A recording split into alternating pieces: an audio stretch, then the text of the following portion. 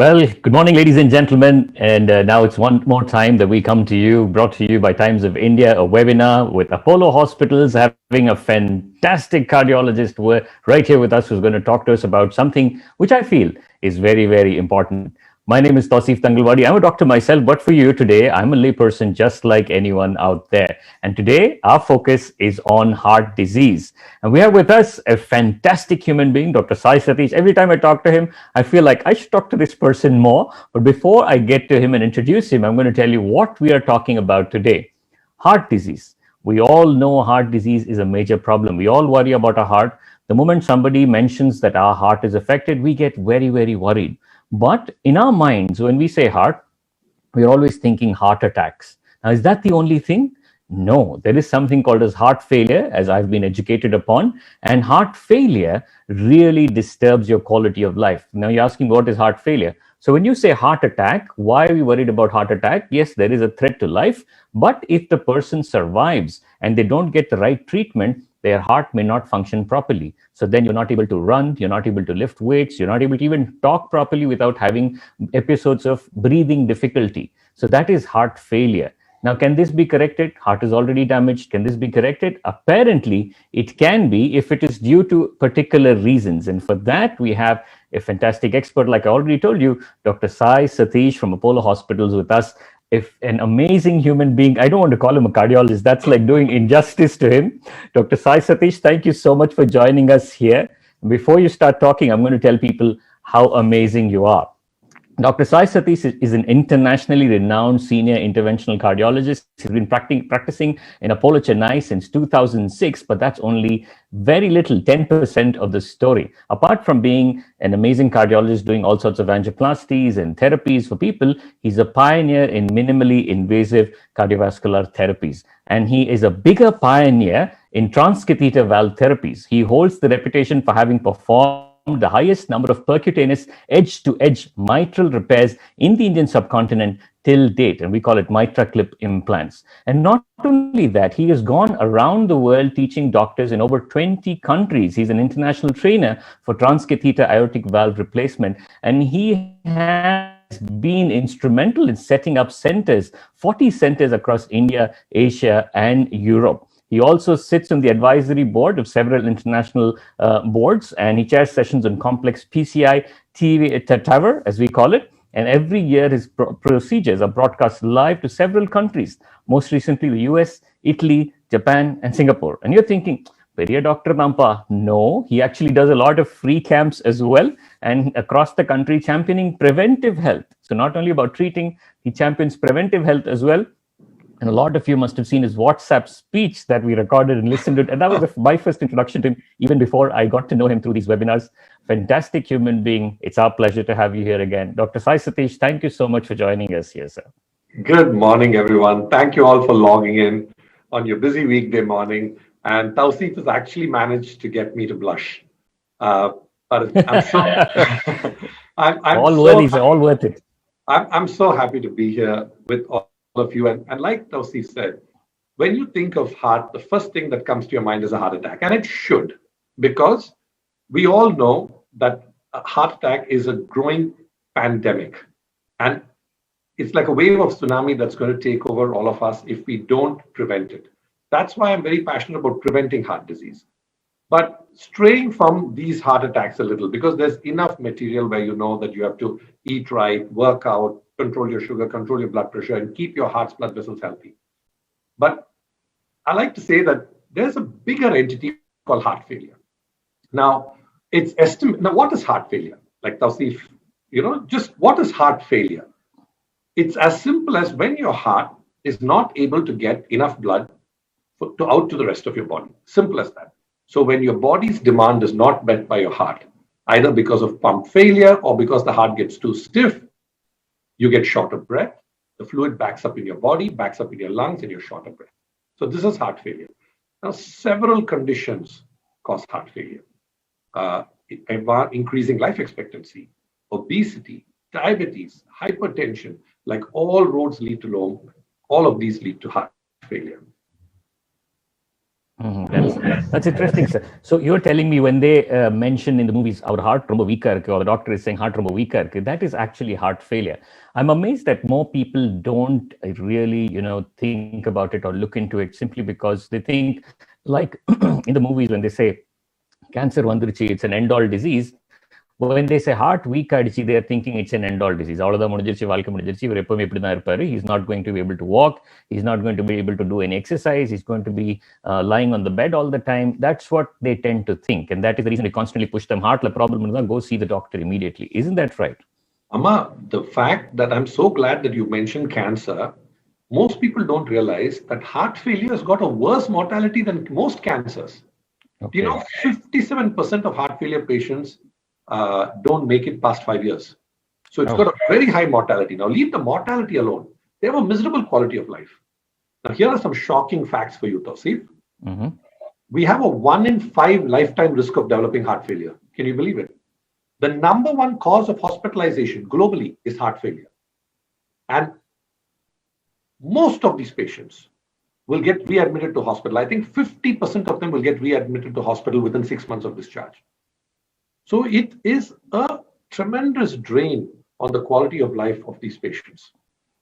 So that is why it's extremely important to address these heart failure patients.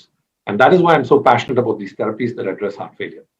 Fantastic. You're passionate about a lot of things, sir, but I'm really, really happy that you're passionate about heart failure. And these are scary numbers. So you're saying people walking around, if you take 5 people, one of them is going to definitely lifetime have heart risk. failure. Yeah.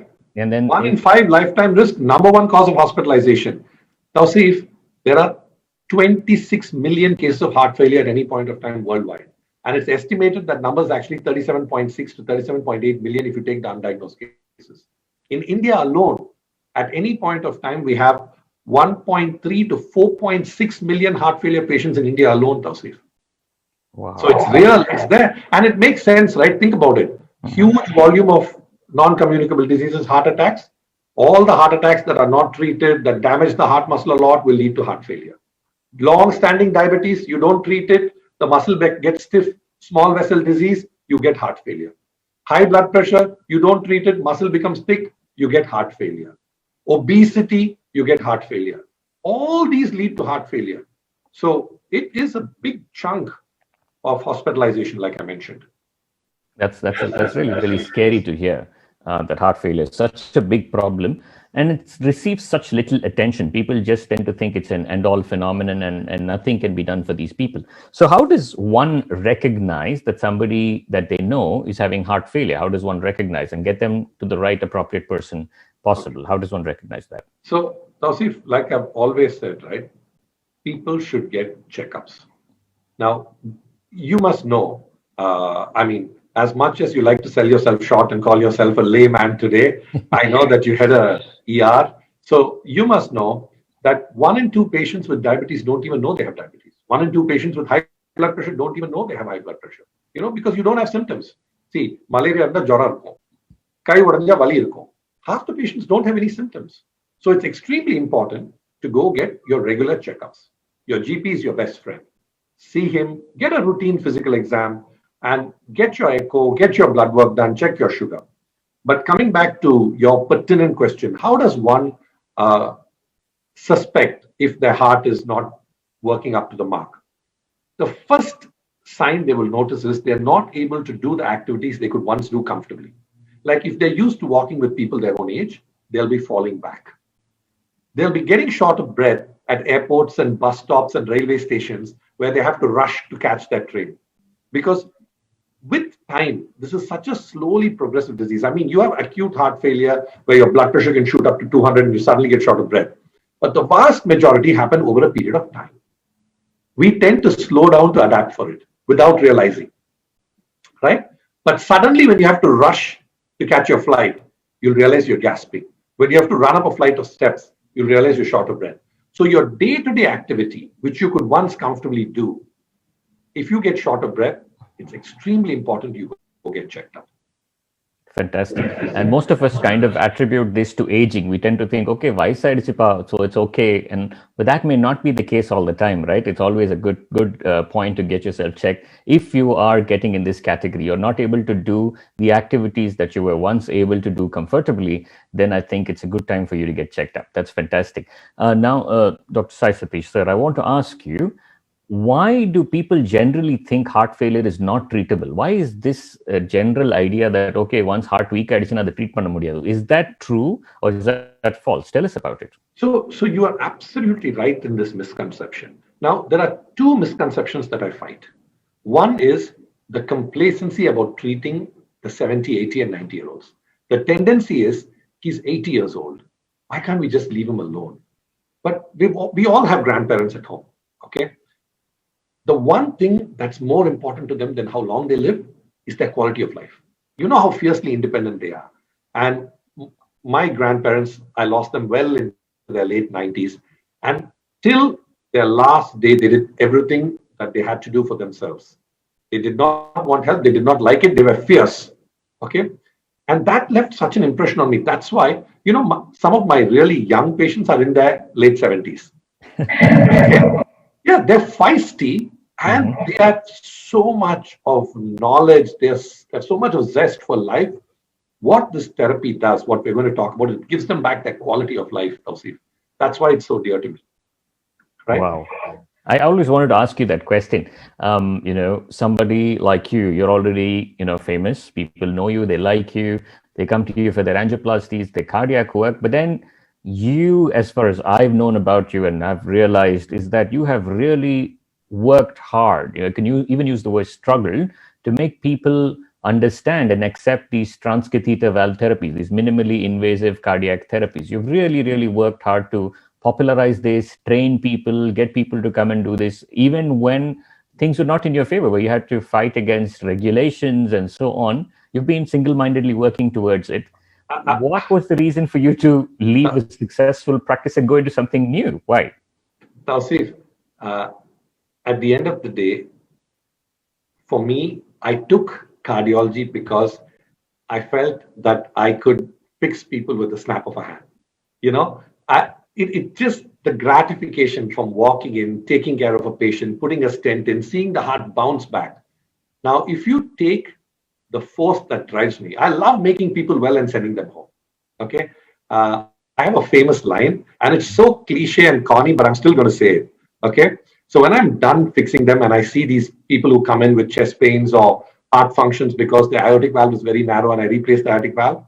And when I'm done with them and when they're leaving hospital with normal heart function, I always tell my 70 and 80-year-olds, look, I've given you a 25-year-old heart. The only worry your family should have is that you don't start chasing the 25-year-olds. And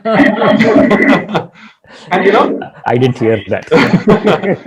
but that is how much gratification I take from what I do. Mm-hmm. And the beauty about transcatheter therapies is it is for people who are too sick or too high risk for open heart surgery. And the results are instantaneous. It's like a mechanical solution to a mechanical problem. You have a bad valve, and whatever medication you give, you fix the valve, and like waving a magic wand, they're better. The hospital stays are so short, 2 to 3 days. Most of them go home. They recover, they improve, and they continue to improve. So even when MitraClip, we struggled, all of us struggled so much to bring MitraClip to India. We got great support from the government. I should mention that. But finally, it's here, it's on the shelf, and I'm hoping that it can help as many heart failure patients. And that's why I'm here on the show as well, because with all of your help, we can increase the awareness that you don't just have to write it off. And you asked me a question that I didn't answer. You said, Dr. Sai, we have a tendency to believe that heart failure is not treatable, that it should just be managed. Is that true? Okay. So I put a pin on the question. I've come back to it now. See, the reason of why the patient has heart failure has a huge importance on whether it can be treated or no. Now, you know that something as simple as anemia can produce heart failure. All you have to do is replace the blood and the heart failure disappears. Okay. So you can have blocks in your heart muscle, not supplying enough blood to the heart, thereby making the heart very stiff because it's not supple, it can't breathe, it doesn't have nutrition. and it can produce heart failure. And when you do the angioplasties, the heart function will bounce back and heart failure will go away. Then you have conditions that you're born with, non-compaction of muscle. Okay. Then you have conditions that you acquire, viral infections, COVID. Now, Steve, I don't want to talk about COVID, but it is the elephant in the room. Okay. Can cause heart failure. It's important to tell you that a good portion of these heart failure patients, about say 1 in 5, 25, 26%, have something called mitral regurgitation. It's a big word, but all it means is a leaky mitral valve. Okay. And just to bring all our viewers up to speed on what the mitral valve is, the heart is a pump. It's got 4 chambers. The upper 2 chambers are collecting chambers. The lower 2 chambers are powerful pumping chambers. Now, blood travels in the heart only in one direction, and that's how the pump is efficient. The left upper chamber receives all the good blood from the lungs, and it's got a valve separating it from the left lower chamber called the mitral valve. This valve opens, blood goes to the left lower powerful pumping chamber, then the valve shuts tight as the lower chamber squeezes the blood to the entire body. So beat after beat, minute after minute, hour after hour, day after day, this mitral valve opens, shuts tight, opens, shuts tight. Now, for various reasons, when this valve loses its competence, when it's not able to shut tight, blood flows backward into the upper left chamber. Now, when that happens, 2 things happen. Since a large volume of the blood is going back into a small chamber, and this chamber is connected to the lungs, this goes back to the lungs, flooding the lungs, and the symptoms are almost like drowning when you're sitting up, right? A second thing is, since majority of the blood is going backward, not enough is going forward. So the rest of the body is deprived of blood and you have fatigue. So this is a consequence of mitral regurgitation. Now, the dangerous part about mitral regurgitation is mitral regurgitation begets mitral regurgitation. It's a vicious cycle. So as more and more leak goes up to the upper chamber, it dilates it. As the chamber opens up, the mitral valve ring opens up as the heart dilates. And as the ring opens up, the leaflets don't touch each other and the leak increases. So it's extremely important to identify it and nip it at the right time. And then it's, like I said, it's a mechanical solution to a mechanical problem. You cut the leak, there's less blood going back, there's less blood flooding the lungs, the patients wake up feeling fantastic. And there's a beautiful trial called the COAPT trial, which actually showed that not only do they improve for 1 month, but at 2-year follow-up, they continue to improve. Their quality of life continues to improve. Their hospitalizations reduce when compared to medical treatment. And their all-cause mortality reduces. So it improves quality of life. It prolongs life as well. Wow, that's fantastic. So what you're telling me is that heart failure per se is not like an end-all problem. So people don't have to think, okay, heart weak, they need not think. There are root causes that can be reversed, like if there is a low blood level, anemia is there, you can correct that as well. If the blood pressure is too high, you can try to correct that as well. You keep yourself in control and make sure that doesn't happen again. And if there is a block in your blood vessel, which you call a heart attack, then that can be corrected as well, which is an angioplasty, which we all routinely know. And then that heart will start functioning again. But people are not aware of this valve problem. The problem that can be with the mitral valve, like you beautifully pointed out, that if it is leaking, like we always see in our houses also, we need not be doctors, we can be plumbers or just regular house people. You see a tap that starts leaking, it starts leaking more and more. It's not like it leaks and then it's going to stop. So like that, the valve is also going to keep leaking. There is no forward flow, no blood supply to the body. People are going to get tired, no oxygen. And then the heart is going to have to do more work, and then it goes into failure, right? Absolutely. And it's interesting you use the word plumber. Tasif, about 4 or 5 years back, I used to call myself a glorified plumber. Now, the way doctors are taking a badgering, I just leave the glory out. I just say I'm a plumber. Oh, God. Well, you do fantastic work. I mean, working with the heart is not easy at all, especially a beating heart. And we'll talk more about that. Now, I want to ask you, now that you have told us the problem is with the mitral valve and the Mitra clip is a revolutionary therapy that really helps a lot of people. Before the Mitra clip, how were these valve problems treated? And before that, what is the burden of the disease? How many people are affected by it? What is the normal age group that is affected by it? How many people in India do you think have this disease? I want you to tell us, sir. Wow. One question, you went straight to the crux of every single technical point. Right. Okay, so you went straight to disease burden. So here it is. Mm-hmm. Uh, Even though we're in India, I'm going to quote some American data first. Okay, Mm-hmm. because they have a very systematic way of documenting their data, and we're just about starting. Okay, Right. we're much better than we were 10 years back, and I'm sure we'll be as good very soon. So about 4 million cases of mitral regurgitation are diagnosed in America every year. And here's the shocking news, Tausif. Only 1.5% of them are treated, Even in America. even in America. Now, the Wow. reason is Mm-hmm. a good half of them, 50%, are too sick for surgery. And this comes to the point, how were these cases treated? The traditional gold standard for treating a severely leaking valve was surgical correction. The surgeon would go in, and to operate on a valve, he has to go on a heart lung machine, go on a bypass, stop the heart, either repair the valve, which a lot of surgeons have become very good at now. Okay, as we cardiologists are upping our game, the surgeons are upping their game also. And that's always good for the patient, right? Absolutely. So some of my dearest friends are cardiac surgeons, and it's their taunting that's gotten me to do what I do. Affectionate, healthy taunting, but still taunting. Okay, Right. because they do the result and they come and tell me, "Hey, Sai, come to the ward. 2 days. Look at the patient sitting up with all these minimally invasive surgical techniques, which are also fabulous for the patient." Right? So the traditional method was to go in and repair this valve, or if it is beyond repair, to replace it. But you have to give the patient general anesthesia. You have to stop the patient's heart. You have to go on a heart lung machine. And this is major heart surgery. And this heart surgery was not possible in a good half of the patients because they were too sick. They had multiple comorbidities. Their lungs were bad. Their kidneys were failing. Another half, in another 50%, only 2 to 3% were referred to surgeons. The rest were just managed medically. And this is America. Coming to India, there is varying data, but they think about 1 crore of patients per year are diagnosed with mitral regurgitation alone. About 10 million. Since I've been sticking to millions, let me stick to millions for comparison. Okay. So 10 million cases of mitral regurgitation are diagnosed in India every year because India has got a vast spectrum of diseases. We still have rheumatic heart disease. We have mitral valve prolapses with a chordae that break off. We have infections, cardiomyopathies. So we have diabetes, we have heart disease, we have obesity. So all these can lead to mitral regurgitation, just as mitral regurgitation can lead to heart failure. Heart failure can lead to mitral regurgitation because I explained, if your valve tears off and too much blood starts leaking, over a time, heart will dilate and fail. If your heart fails from heart attacks or diabetes and starts dilating, over a period of time, the valve ring will open up and it will leak. So it's like the hen and the chicken, right? Of I'm course. sorry, the hen and the egg.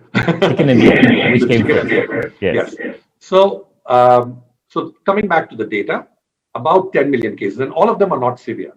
So what's important is that there is a significant disease burden. It is more prominently seen, you asked me the age group, it's more prominently seen in the elder population because by that time the valve starts degenerating, the valve starts failing. Second of all, they have a lesser tendency to compensate because with age, there is apoptosis. You know, the heart cells start dying out and getting fibrous, and the heart muscle tends to get thick.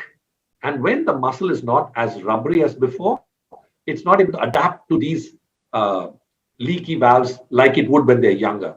So even though younger populations might have it, the older ones are the ones who suffer from severe mitral regurgitation, become symptomatic.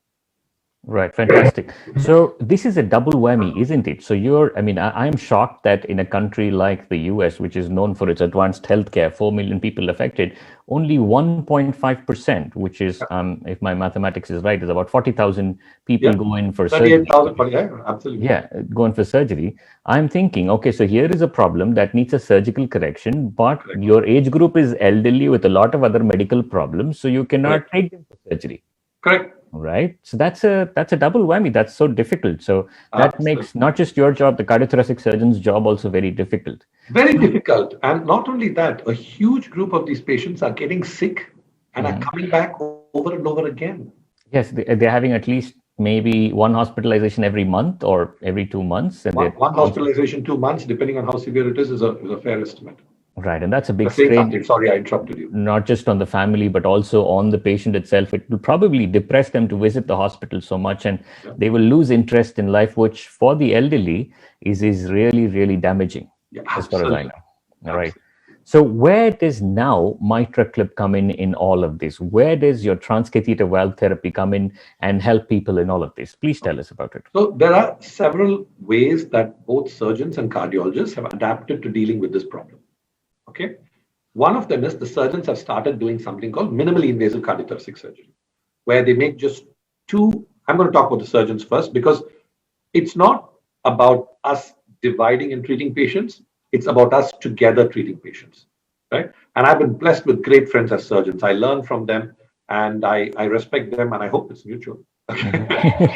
So, so they have developed techniques where they do minimally invasive surgery, where instead of traditionally opening the whole heart, they cut a 2-inch incision and they go in, very quickly repair the valve, short bypass time, and bring the patients out. But it's still open heart surgery. Now you have this whole therapy called transcatheter valve therapies, where just like in a cardiac cath lab, like how I would do an angioplasty, you poke the vein in the thigh, and this leads straight to the right upper chamber of the heart. Okay. Now, the left upper chamber, which is housing the mitral valve, is only connected to the lungs. So I can't reach it anywhere else. So I got to go to the right upper chamber, poke through the partition, and when I look down, that's the mitral valve. Okay. Wow. So my catheter has this tiny clip. It's about 15 millimeters by 4 to 5 millimeters. So it's like a clothes clip, right? It's amazing how all through time, some of the most brilliant inventions are so basic. Think about the wheel. Think about the wheel. It's just one round structure that's transformed, traveled for us for how many years, right? 12,000 years. So this is what this does, right? So it's a tiny clip. So I go over, and now I'm looking right over the mitral valve, right? When I'm looking over the mitral valve, I have knobs and levers. I can move the clip back, forward, left, right, in all tangents, down, up, and open and close it in 3 dimensions. So it's like playing a video game, okay? Now the beauty is that the average left atrium is 4 centimeter by 4 centimeter. Right. So it's a small cube like this. So you're actually moving the clip, a 1.5 centimeter clip in a 4 centimeter atrium in real time, and making fine millimeter adjustments while you're looking at the mitral valve in 3-dimensional echo. So as much as I'm doing all this, an integral part of my team is my echocardiologist, who's showing me the heart valve, and he's showing me exactly where the leaflet has got the biggest hole. I just go below that. The clip arms are open. I pull up. It's got tiny shark tooth grippers, so with pointing inward. So when I just close it, it grabs the leaflets, and the leaflets can't get out. Once I do that, I tighten everything, and I can stop. My echocardiologist will then assess whether I've got the leak in the area that's leaking the most. What is the reduction in leak? How is the patient's pressures behaving? And when all this is done, he will also assess, is the clip stable? Now, if any of these criteria don't comply, I can reopen and start from the beginning again. Wow. Repositionable, recapturable. Okay. Fantastic. It's almost doctor proof. You make it sound so simple, but all the while I'm only thinking in my mind, he's doing this when the heart is beating, and in his image, there's going to be this blood that is spurting, and he's going to be seeing everything. It's not easy as you but make you know it what? sound. I keep telling my friends, that when they say, okay, fine, anyway, anything happens, size here. I keep telling them I'm actually quite useless without the infrastructure that supports me. We need a phenomenal anesthetist. Okay. And I'm so blessed to have the team I have at Apollo. Phenomenal anesthesia team, phenomenal echocardiographer. And that's why we're able to pull off all the things we do, right? So we go in, I have all the time on earth. I don't worry about the patient because my anesthetist looks after. I get excellent echo images. I make sure I just clip the valve perfectly. And once everybody signs off and says that the leak is beautiful, nothing is there, take everything out, come out, and you will not believe those. Next day morning, it's like night and day. Even the 4 patients I recently performed the MitraClip on, all 4 of them went home in 2 days. And my last 10 patients, I've just compiled the data and I'm hoping to publish it in Indian Heart Journal. All 10 were in class 4 heart failure. The oldest was 87. She's going to celebrate her 90th birthday in a few months. Okay. All 10 required at least one hospitalization a month with severe heart failure, class 4. All 10 have no failure symptoms. All 10 haven't visited the hospital in the last 2 years. And all of them are still doing well. So it's so gratifying. That's why I love Fantastic. And you are, if I'm not wrong, these 4 cases that you mentioned, you are the first person in the world to have done 4 MitraClips in a single day. Right. Asia. I don't know about the world, Asia. But you know what? Let's go with the world. It sounds better. But that's amazing. We are so thankful that we have someone of your caliber working with us, and a lot of people are getting. So you know what? While it's a good achievement, right? I don't want people to think that, see, what is it? Why didn't I do 1 every day? Why did I have to do 4? It was not about the record. It was not that I was even trying. My logic was very simple. Not only does it show our capacity, it also shows possibility, Tausif. When you have this many heart failure patients, if we can we have the right team in place, we have the right infrastructure, we can casually finish 4 patients 1 day, all go home in 2 days, turnaround time with dramatic improvement in life, right? Fantastic. The more you talk, the more questions keep coming in my mind. Okay, let's try to put them in order and ask you one by one. First and foremost, these patients, these elderly, wonderful patients who are so loved by their family, what were they suffering from before you did the procedure, and what difference did it make in their lives after you did the procedure? Give us a couple of stories. Tell us about it. So there are 2 categories of patients. One category is where they're born with something called a mitral valve prolapse or a floppy mitral valve. And sudden strain and wear and tear can tear off the support structure. So mitral valve is like a little parachute. Imagine half parachute with strings attached. That's what makes it go and stop. When that string cuts off, that part gets floppy and just goes up and the blood leaks. A second category is something called functional MR, where heart attacks, cardiomyopathies, viral infections dilate the heart, drop its function. The valve ring actually moves apart and there's a gap between the healthy leaflets, and this gap causes the leak. Now, the beauty is MitraClip can treat both these conditions. Okay. I'm sure some of my patients are logging on because I've got messages while I was talking to you saying that, doctor, we're here, we're seeing you. All right. So I'm sure Jitu is there from Bombay, and, Mohini from Chandigarh. Hello, everyone. But one of the patients one of the patient stories I will never forget is one Mr. Radha Krishnamurthy. And most of our viewers can just go online and Google MitraClip Diaries and Dr. Sai Satish, and you'll find his story. Thomas Jairaj or Radha Krishnamurthy. But Radha Krishnamurthy was my champion. Okay, 80 plus, bedridden for a year, lost interest in everything. Once a month had to go to hospital because his legs would fill up, waterlogged, couldn't do anything. Son is in the US, daughter's in New Zealand. Somehow they reached out to me, said, this is my father's plight. We can't see him like this. Can you help him? I said, I can try the MitraClip, but I have to see him. On just a fate, they flew their bedridden father into Chennai Apollo. I evaluated him and I said, he's having severe mitral regurgitation. He's had multiple heart attacks and the heart muscle is not working very well. And I'm going to clip him. And even my own team members came up to me and said, Sai, are you sure? I mean, what are you trying to do? He's 84, 85 years old. He's bedridden. I don't think he can walk. Are we doing the right thing? And I said, listen, I had this discussion with the family, and I had the skeptics and me. And I said, this is my debate. This is their debate. I value their opinion, but this is what I think. I'll let you choose. The family said, Dr. Sai, what are we to lose? Go for it. So clipped his valve. Next day morning, he smiled for the first time. He read the paper, and you will see this on the testimonial. A month later, he's having physiotherapy, learning how to walk because his muscles are wasted. So he's just sitting and standing, sitting and standing. 6 months later, his life is completely normal. He started gardening. And 2 months back, his family has to call me to tell me, talk to him. He's now throwing a tantrum that he wants to start driving. It's 2 years since. So that's why this therapy is so dear to me. Fantastic. That's so endearing to hear that. And you're saying we can go and Google it and see it. MitraClip Diaries. Yeah, MitraClip Diaries. Dr. Sai Satish, and of course, Radha Krishnamurthy or Thomas Jairaj. Sure, that's fantastic.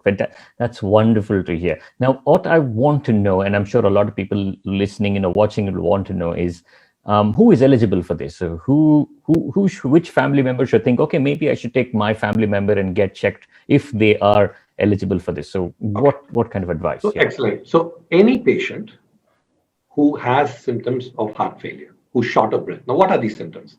If you have, so let's go to mitral regurgitation. Okay. What are the symptoms of mitral regurgitation? Fatigue. Okay. Inability to perform your day-to-day activity like you were before. Okay. Shortness of breath while lying down. Now, this is very logical. When you lie back, the blood in your left upper chamber, the pressure tends to reflect on the lungs and it forces you to kind of sit up. Cough while lying down.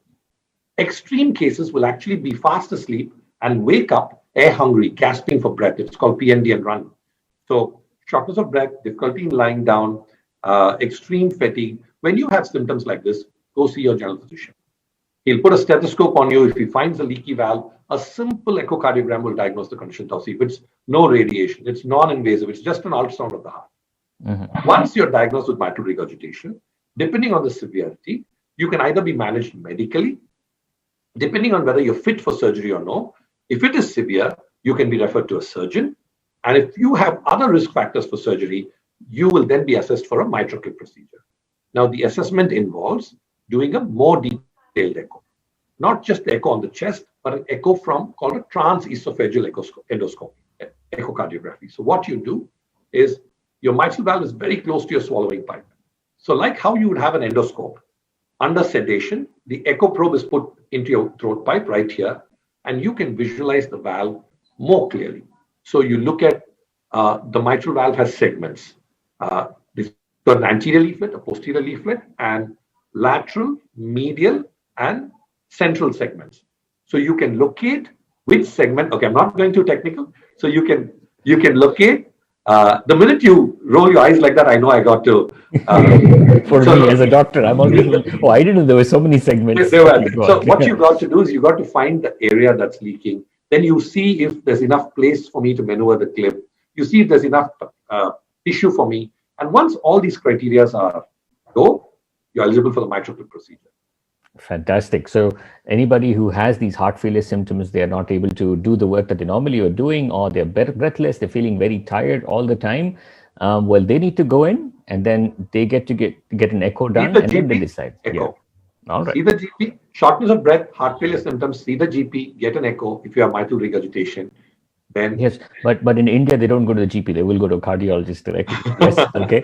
So they're going to get. We'd love to see them, but but you won't believe. I think emergency medicine and family medicine doctors will be the future of healthcare because they are the first point of contact.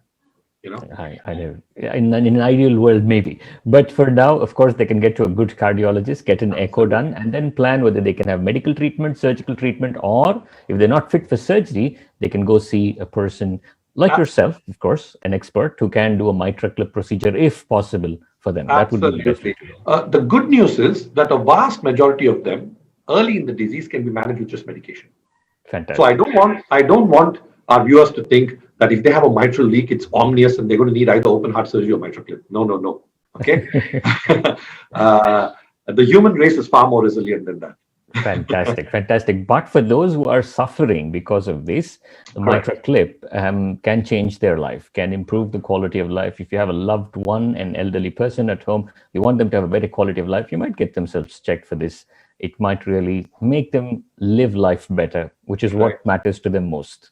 Yeah? So true. Absolutely. All right. So what I want to ask you next is, so somebody's decided to go for this procedure. They're coming to a hospital.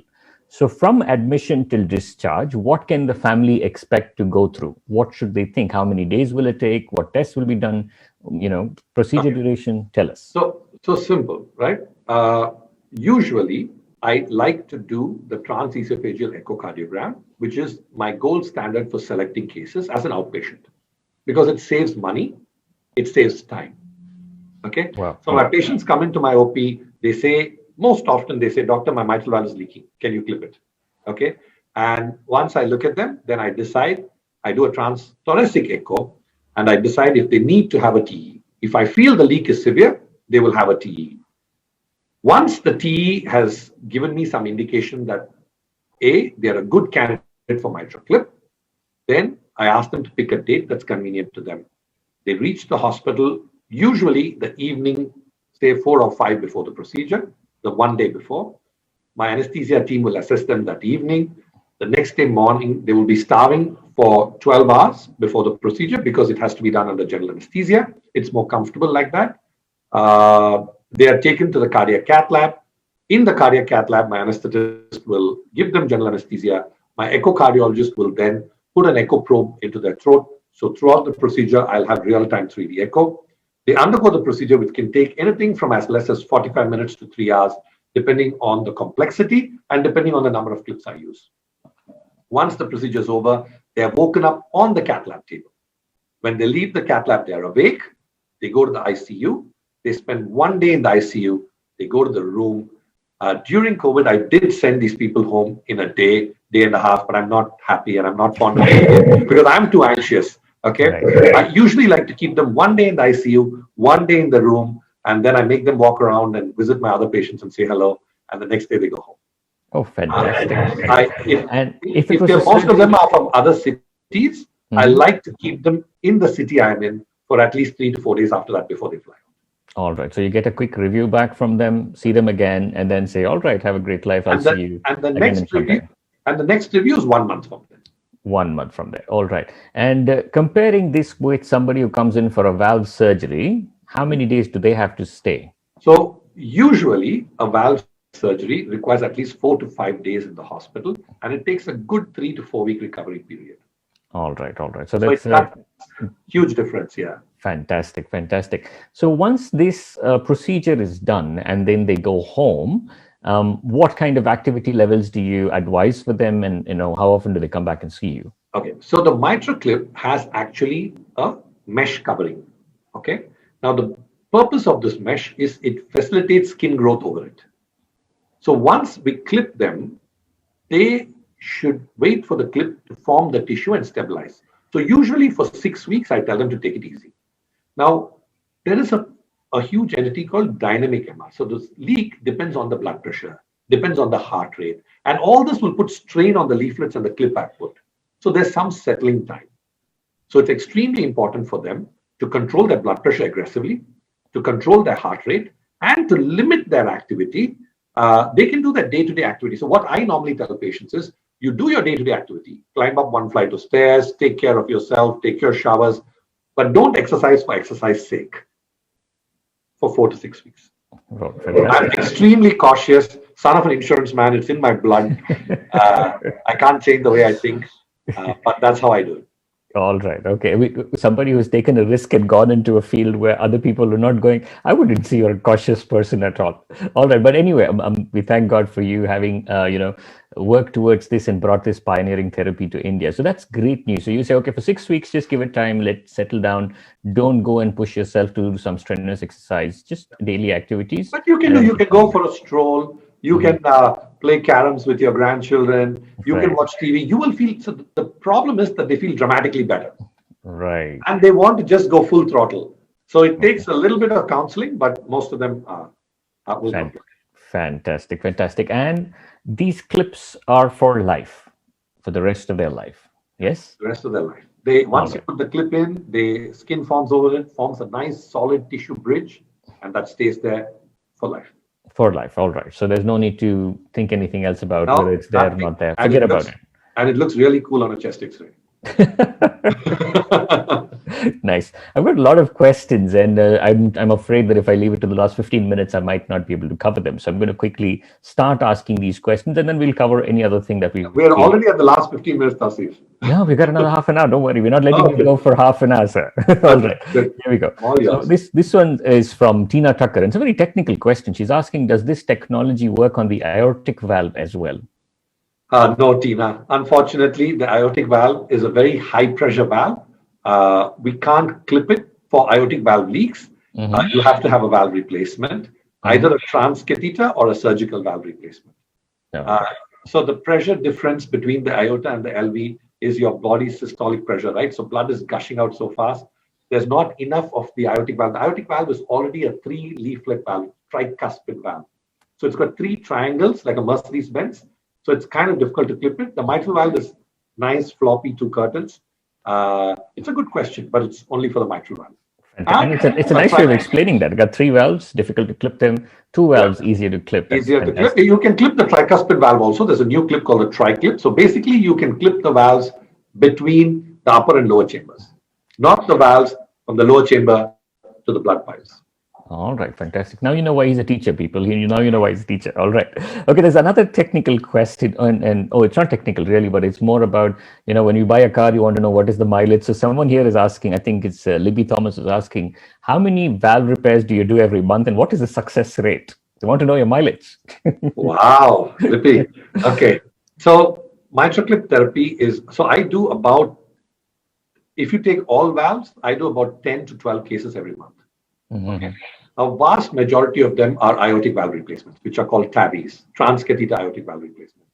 The reason is it started way back in 2015, 2016. And not only do I do cases in my center, but I travel across India picking off the tough cases and helping people complete them. The success rate of these transcatheter procedures is extremely high. I don't want to jinx it by saying what I really I'm itching to say. Okay? But a vast 99.99% of our patients go home walking. Okay, these are very safe. We have good teams in place. MitraClip is fairly new, Libby. I first started doing the procedure. I did the first few cases in the country way back in 2000, I think 2.5 years back, and then we had to have a long hiatus for regulatory approval. So I did about 9 cases in special approval. Where on compassionate grounds, I applied for the clip, got it flown in from Norway. Patients had to wait. It was heartbreaking to see some patients not be able to make it by the time the clip arrived. We used this. We badgered Abbott. We said, you have a responsibility. 1 in 5 people on earth are from my country. You can't ignore us. And they were gracious enough to approve MitraClip for India. Our government approved it across the table. So the therapy is now actually on my shelf. And I'm extremely happy about it. It's been there for about 3 months. And we kicked it off by doing 4 cases in a day. And every single MitraClip patient done in India did beautifully and is doing well. Fantastic. Thank you for sticking through it. And yeah, thank you, Abbott. Thank you, Government of India, for finally getting everything in place. God bless you all. So there's more technical questions. Everybody listening in today is on the money here. So what is the scope of MitraClip therapy as a bridge to cardiac transplant? Wow. Who asked that question? I think it's Agrima Gera. Okay. Agrima, brilliant question. There is a recent article published in TCT, which is actually quotes a study where MitraClip is being used to manage failure as a bridge to heart transplant. Fantastic. But I must tell you, this is a good crowd. Yeah, I know. I'm wondering if Agrima is a secret cardiologist, not telling us, No. I'm glad she is. Fantastic. Okay, more questions coming, which is somebody wants to know about any challenging patient that you had with mitral valve disease, and how were you able to handle that patient? Oh, all my patients are challenging, and I love them and hate them for it. Okay. So I'm going to try and tell you one phenomenal case. Okay, and her name is Neelam Verma. Okay, and I'm openly throwing names here with willful abandon of patient-doctor confidentiality, because most of my patients are like my family, and all of them have consented to discussing their cases for educational purposes. And they'll be happy to take calls, or they'll be happy to go online and say, listen, this is what happened. Fantastic. So she was referred to me from Delhi. In 2007, she had 2 valves replaced. Okay. And these tissue valves degenerate in 10 years, right? That's a limitation that we have today. So the valve had degenerated. She was 52, 53 kilos in 2018. And over the next 2.5 years, she came down to 43, 44 kilos. So she lost 10 to 11 kilos, and she's a tiny lady. So she became really thin, severe heart failure. COVID didn't help, because for 1 year she was holed up at 75 years. And by the time her mitral surgical valve had completely broken off, she was having severe mitral leak. And remember, I can't clip a surgical valve because the leaflets are so friable, right? So she had a surgical valve completely broken off, severe leak in heart failure, ended up from Delhi to Chennai. Now, because of years of leak, the left upper chamber had become huge, and the left lower chamber was really small at a 90-degree angle. So I actually had to get the valve across, which was impossible. So we did one of the craziest things ever. We punctured the heart through the chest on the outside, Wow. passed a wire up the heart, up the mitral valve, used the lasso, caught it, and brought it out through the thigh. Now, using someone to hold the tip of the wire on the chest for support, we delivered the mitral valve into the degenerated surgical valve and wrapped it up, and she went home in 2 days. So even when I talk about it today, I get goosebumps. But that was probably one of the cases. I have nothing to say for once. For once, I have nothing to say. She was one for the books. Fantastic, fantastic. All right, so there's more questions. People who've already been operated by surgeries, for example, a bypass surgery, can they still go for mitral valve therapy for a better lifestyle? Of course. So one of the indications are, when you have bypass surgery and open heart surgery, there are a lot of additions around the heart. And if your grafts are working well, your risk of redo surgery is quite high. So those are ideal patients for MitraClip. If you have a damaged valve, you don't have to go in risking damaging all the grafts that are working. Go in, clip the valve, and you're back home in 2 days. Fantastic. There is somebody with who's having a question. Rajni Gupta was asking about some RHD patient, rheumatic heart disease patient, mitral repair done in 1989. Age is now about 46. The mitral size is about 1.1. Will the MitraClip work? So young. Okay. If he's 49, my best advice is get a good echo, get a surgeon to see you, and I'm sure a surgeon will give you either a beautiful repair, or if not possible, he will replace the valve, and you'll be good for 10 to 15 years. By that time, so many new technology will come. If the valve goes, I'll pop another one in before you can see Jack Robinson. Wow, fantastic. Awesome. So people want to know which parts of the country can MitraClip be done in. You've got people interested everywhere across India. Okay. So right now, we at Apollo Chennai have done the highest number of clips in India. There are only 2 centers at this point. One is Delhi, one is Chennai. So I'm hoping that with time and with awareness, a lot more people will start doing it, and you'll have access to it across India more freely. Wow, fantastic. And another question, this is amazing questions coming in. So are there other new therapies that are already challenging or competing with MitraClip? Of course, there are always new therapies, but they're just not here in India yet. Okay. So the MitraClip is the first that came about that did this. So it was the first, it was the path breaker. And it too has had several evolutions, right? It's had the G1, G2, G3, and now there's the G4 clip. So they're evolving. There's another clip called Pascal. There are therapies called Cardioband. So there are several therapies. Companies are now making transcatheter mitral valves for native pathology. Okay, they have some really cool names, really cool therapy. We are at the precipice of an explosion of transcatheter therapies that will redefine patients' quality of life.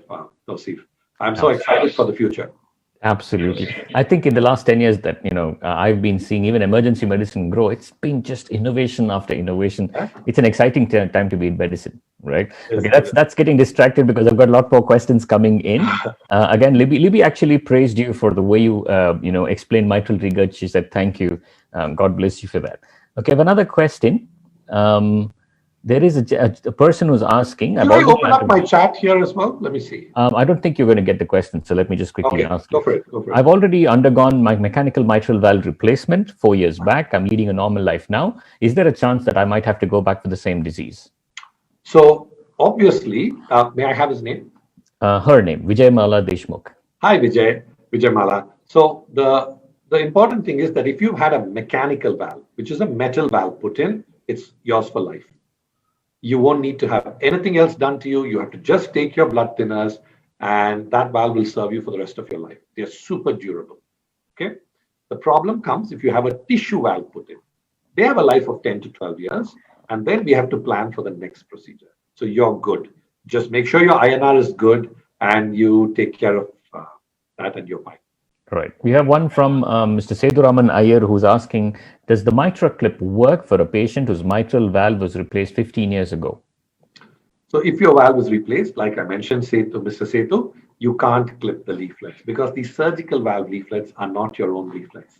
They are not as strong as your own leaflets.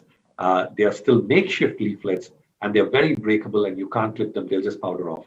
So your best bet is to either have a redo mitral surgery or we are routinely doing valve in valve, where we go into your surgical valve because you have a nice ring there. We just go in there, put another valve, and you're good as new. You can go home in 2 days. When it fails, when it fails. All right. Interesting question. If I have a mitral regurgitation, does it also mean I have an abnormal tricuspid valve? Hey, this is a hard crowd, huh? Absolutely. I'm amazed. And you are telling me that we're going to deal with lay people. Okay. I am the layperson here now. Okay. So what happens is that when you have mitral regurgitation and it is long-standing, this reflects to the left atrium. When this high pressure reflects to the left atrium, it reflects to the vessels connected to the lungs and increases the pressure in the lungs. This increased pressure in the lungs is now connected to your right side of your heart and increases the pressure in the right side of the heart. And this increased pressure in the right side of the heart literally forces open the tricuspid valve and causes something called pulmonary hypertension, which is increased blood pressure in the vessels supplying the lungs and causes a leak across the tricuspid valve. Now, when that happens, over a prolonged period of time, because of the high pressure, the right side of the heart can also fail, making you miserably ill, something called congestive heart failure. So you just don't have left heart failure. You have left, sorry about the technical spiel, but you asked for this, okay? So you don't have left heart failure, you have right heart failure as well. I have seen patients who present like this. What I like to do is first I clip the mitral valve. The LA pressures drop, the lungs decongest. In a vast majority of them, if the mitral valve is the cause for the tricuspid valve to fail, they improve dramatically. But if the tricuspid valve is inherently diseased, like in rheumatic heart disease, that doesn't improve. So we fix what we can and then we decide to do what we can with the remaining valves. Fantastic. Awesome. More questions and you'd be surprised. Here we go. Can severe mitral regurgitation with HOCM be repaired through mitral clip? Yes, it can. This is like an education for me. I'm loving this. This is amazing. Super technical question, but it can.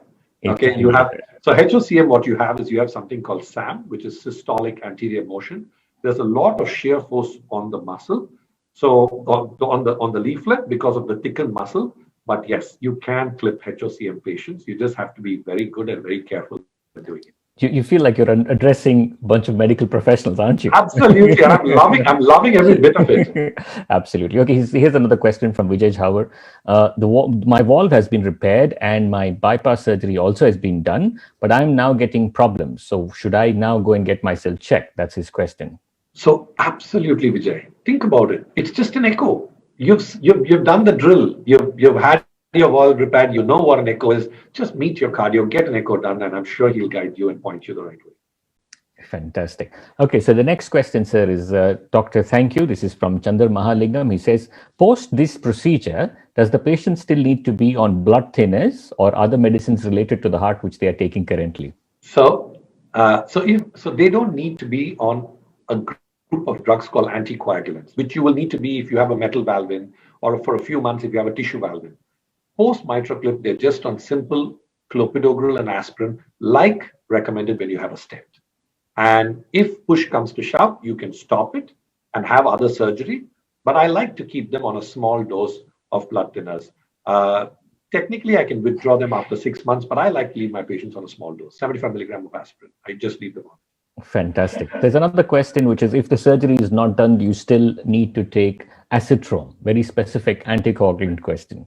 So depends on what surgery. So you take Acitrome if you have mitral valve disease and your left atrium enlarged so much. Like I told you, mitral valve disease can cause left atrial enlargement. Now, when the left atrium enlarges, two things can happen. One, because it's so large and the blood is sluggish, and then you can start forming clots. This is all the more pronounced when you have something called atrial fibrillation, where normally your atria beat in rhythm with your heart. When the left atrial tissue is stretched, the conduction pathway gets wonky and your atria start trembling. So when they squeeze and they open, It's a method of self-cleaning the insides. Nothing sticks. But when they're trembling, there are periods of time where blood can just like sludge gather on their walls, right? And I'm trying to describe it as I understand it. So please interrupt me, Tausif, if I'm Fantastic. so sludge can form on their walls, and this sludge, when they again start contracting, like how you can have a drop of water bounce off a rubber as you stretch it, can bounce off and go cause a stroke. So when you have conditions like this, you need a Sutron or one of the newer anticoagulants to prevent these clots from going to your brain. So these are highly specific questions. The best person, while I've given you an overview, the best person to address this would be your cardiologist. Fantastic. So the person who's giving you personalized care when you're meeting them, I think that's the first person to tell what should be or should not be done. I have another question. If a young teenager has high blood pressure at that age, can she in future develop mitral regurgitation? Yes, and that's the least of your worries. If you're a teenager and you have high blood pressure, first of all, you should meet your cardiologist and your nephrologist. You should get a proper scan. You should look for secondary causes of hypertension. Not that you will have it, but you should just go full hog, right? And make sure that you rule out every other cause of hypertension and make sure that you control your blood pressure to the best of your capacity. Because as long as your blood pressure is normal, your heart, your kidneys, your eyes, your blood vessels will be spared. Fantastic. We have a question from Mr. Kuldeep Kshatriya. He says his wife has been advised for open heart surgery for replacement of a leaking mitral valve. Mm-hmm. What should I do? And he lives in Noida in Delhi. Kuldeep, depends on how old your wife is. Depends on whether she's a good candidate for surgery. If both these criteria are there, the time-tested gold standard is still open heart surgery. Now, I don't know if that will hold good 5 years from now, because in the US, they've already started enrolling patients studying MitraClip, comparing it to surgical mitral repair. So this would depend on a case-based opinion, Kuldeep. I would strongly recommend that you discuss these options with your doctor, or you can always reach out to me in my office, and you can send me your wife's echocardiogram reports. Depending on what I see, I can advise you as well. Yeah, but that there's someone who's asking, can we do a video consultation with you? Yes, absolutely. We have a phenomenal video consultation system with Apollo. The contact numbers are right there where we spoke about this webinar. Just send me a ping, reach out to me. I'll be happy to do a video consult and walk you through this tough time. Fantastic. Okay, here's an interesting question. In case of a mitral prolapse, if somebody develops low blood pressure, how do they treat it? This is from Neha Kakkar. Neha, low blood pressure might not be linked to your mitral prolapse. Okay, I have a mitral valve prolapse, but as long as the mitral valve doesn't leak, you're fine. A small prolapse, if you screen random people, they might have it. I went on to play very aggressive sports. I still weight train. And so just having a small mitral valve prolapse is nothing for you to be really worried about or freak out about. Now, low blood pressure is not necessarily a bad thing unless it's making you faint a lot. Okay. I often tell my patients who come to me saying, Doc, my blood pressure is only 100/60, 90/60, and they have no symptoms. And I say, look, I have to treat you. I can't treat your blood pressure. And I also joke saying that they'll outlive all of us. So you're fine if you have low blood pressure. You just have to make sure you have enough salt. I wish somebody could tell me eat plenty of salt, but I can tell you that with low blood pressure. Have enough salt, keep yourself well hydrated, and exercise regularly, keep good muscle tone, and you'll be fine. And eat on time if you're not eating on time already. Yeah, all right. So Ritu Lodha Bajoria wants to know about post-operative care as a family or an attender or the patient themselves. Post-procedure, what kind of care should they take for themselves or their loved one? For post-procedure, post-MitraClip? Yes, post-MitraClip, yes. Post-MitraClip is actually smooth sailing. 2 days in hospital, you're home, you're completely normal, there's no incision, there's no stitch on you, you're fully self-sufficient, depending on how long you were sick. Like for instance, in the case of Mr. Radha Krishnamurthy, he was bedridden for a year. So he needed physio for a good 6 months so that he could return to his normal life. So depending on how well you're preserved, it can either be supportive care or you can be back on your feet like that. Like that, just like that. All right. Another interesting question from Mr. Vaibhav Madhavan. So when somebody goes for a general full body health checkup, Is there any way of finding out if they have a valve problem? Absolutely. All you have to do is most full body checkups should have an echocardiogram. I know that most of our packages here at Apollo have them. So an echocardiogram is the gold standard. It's an ultrasound of all your valves. It'll tell you if they are narrow, it'll tell you if they're leaking, it'll tell you how your heart is functioning, and you should definitely get one done. Right. So when somebody's going for a health checkup, don't ignore that echo. I mean, most often I see, even as an emergency physician and a first responder, I generally, when people come and tell me, I want to get a health checkup done, and say, yeah, include an echo, they're like, echo? Why, doctor? I don't have any problem with my heart. Why should I do an echo? But it's such a wonderful investigation to tell us about the heart, isn't it? And that's the most important organ that is there, apart from the brain, of course, and the liver. Okay, the other organs are going to get upset. But yes, get an echo done along with your blood tests and your urine tests and in your X-ray as well. So please get the echo done. When you know what I say, Tausif? When they ask why, I say, why not? I say, there's no radiation. Right. It's non-invasive. It's just an ultrasound. And it'll put your mind at rest. Why not? I know, and it gives so much information, such wonderful information for your doctor to go on. It's amazing. So that's great. Okay, and I knew always that this question was going to come. How do you prevent mitral valve disease, or how do you prevent heart failure? There you go. I knew that question was going to come. Okay, so you prevent heart failure by investing in good health. Okay, regular checkups, control your blood pressure, control your sugar, work out regularly, eat right. There are things you can change. There are things you can't change. You can't change suddenly developing COVID. You can wear masks, wash hands. That almost slipped away from me. Get vaccinated. But you get what I'm trying to say. There are things you can change. There are things you can't change. Okay. The things you can't change are suddenly developing some strange viral cardiomyopathy and your heart muscle going. But the things you can change are you can stop smoking, you can control your weight, you can limit your salt intake, you can exercise regularly. And all these will give you good heart health, and a good heart will protect your mitral valve. It's all rolled into one bundle package. All right, but if the mitral valve is affected, or what can you prevent mitral valve disease? Nothing you can do, unfortunately. But of course you can. You've been telling us the whole 1 hour about it. You can get into therapy, treatment, yes? So when they're talking about preventing, so they can't. So if it's going to take a beating, if the caudate tears off, it tears off, right? If it surpasses all the good heart and good health measures that you're taking, and you have an 80-year-old who's got a degenerated mitral valve which is leaking, then you can now look to treat it. You don't have to just do nothing. You can have an echo, you can explore treatment options. MitraClip might be a great option for you. Fantastic.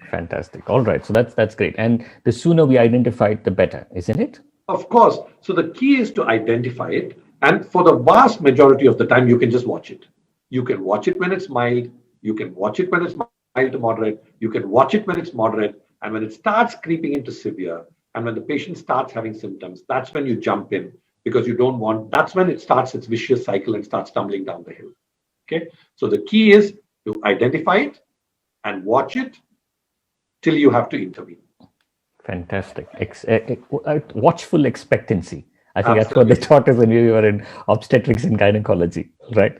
Okay. Absolutely. Right. So this wouldn't be complete if I just didn't stress on how important the future of good health and cardiology is. Not all, as much as you can tell, I'm fascinated by this innovation, right? You can tell how much I love it. But the true way forward is prevention.